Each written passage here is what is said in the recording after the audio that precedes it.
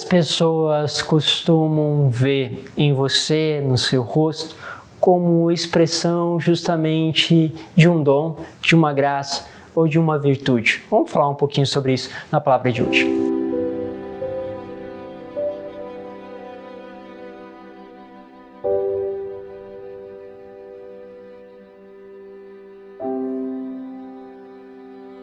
Em nome do Pai, do Filho e do Espírito Santo. Amém. Que bom ter a tua presença mais uma vez. Vamos iniciando aí mais uma série de homilias, falando justamente da primeira leitura, entrando nesse mistério da palavra de Deus. Hoje eu quero trabalhar com vocês Atos dos Apóstolos, capítulo 6, versículo de 8 a 15. Diz assim: Naqueles dias, Estevão, cheio da graça e do poder, fazia prodígios e grandes sinais entre o povo. Mas alguns membros da chamada Sinagoga dos Libertos, juntos com os sirinenses e alexandrinos e alguns da Cilícia e da Ásia, começaram a discutir com Estevão. Porém, não conseguiam resistir à sabedoria e ao espírito com que ele falava. Destaco aqui porque na leitura justamente do sábado, vocês vão perceber que Estevão foi selecionado como diácono, porque os discípulos tinham algumas condições para alguém ser diácono, que era a boa fama, uma vida de espírito e sabedoria. Aqui temos então a manifestação disso, ou seja, eles escolheram um homem assim, e cheio do espírito e da sabedoria, e logo isso está ficando claro e isso vai começar a ser um problema. Afinal de contas, a sabedoria que provém do espírito começa justamente a colocar em xeque as atitudes de tantas outras pessoas, né? Então, como eles não conseguiam resistir ao espírito com que ele falava, então subornaram alguns indivíduos que disseram: ouvimos este homem dizendo blasfêmias contra Moisés e contra Deus, ou seja, fizeram com ele uma falsa acusação. Desse modo, incitaram o povo, os anciões e os doutores da lei que prenderam Estevão e o conduziram ao sinédrio. Ali apresentaram falsos testemunhos que diziam: este homem não cessa de falar contra este lugar santo e contra a lei. E nós o ouvimos afirmar que Jesus Nazareno ia destruir este lugar e ia mudar os costumes que Moisés nos transmitiu. Todos que estavam sentados no sinédrio tinham os olhos fixos sobre Estevão e viram seu rosto como o rosto de um anjo, ou seja, eles estavam vendo Estevão. Imagine você ser acusado de algo que foi justamente inventado, com falsas testemunhas. Imagine o seu rosto. Imagine como você ia ficar vendo alguém te acusando falsamente. Ia estar tranquilo? Sereno?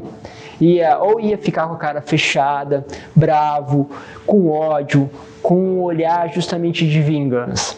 Pois bem, o que eles estão dizendo aqui é que este homem estava com o rosto como o de um anjo. E quando você pensa num rosto angelical, você pensa em serenidade, paz. Ou seja, você está sendo acusado de algo injusto e se encontra em paz, resplandecente, como se o que estivessem fazendo com você não pudesse causar em você justamente o medo. É impressionante isso. Muitas vezes nós vamos ver a nossa expressão, vamos perceber que o nosso rosto justamente para no negativo, nas dificuldades, e nós cerramos, né, nossa face, né? Começamos a enrugar a testa, a fazer expressão justamente de quem não está aguentando, expressões de rejeição daqueles fatos, daquela pessoa. Começamos a ignorar porque é tão absurdo o que eles estão fazendo. Mas este homem não se comportou assim. Havia algo extraordinário acontecendo.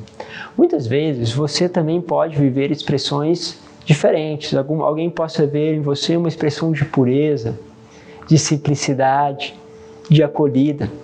E é interessante isso também, porque tanto em Estevão, como muitas vezes pode acontecer conosco, nós vemos uma ação de Deus. Porque é lógico, não é possível humanamente alguém se comportar assim. Há algo extraordinário acontecendo. Muitas vezes nós, lutando pela pureza, com os nossos pensamentos, com as nossas escolhas, muita gente vai dizer assim: olha, eu vejo em você um olhar de pureza, um olhar de casto, Outras vezes, você lutando contra a impaciência, alguém vai te dizer, nossa, eu te vejo tão sereno.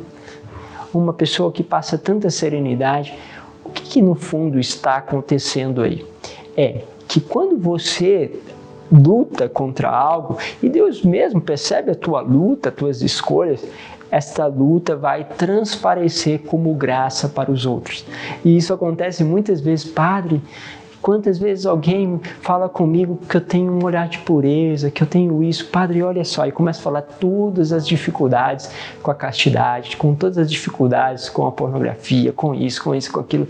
Mas o olhar e a expressão é de alguém puro. Mas o que está acontecendo ali? Muito mais do que a queda daquela pessoa, Deus está olhando a luta que aquela pessoa está fazendo contra o pecado e faz aflorar nela, não em si, o que ela está vivendo, mas o desejo que ela traz de poder viver estas coisas e a luta que faz para confirmar que quer viver isso.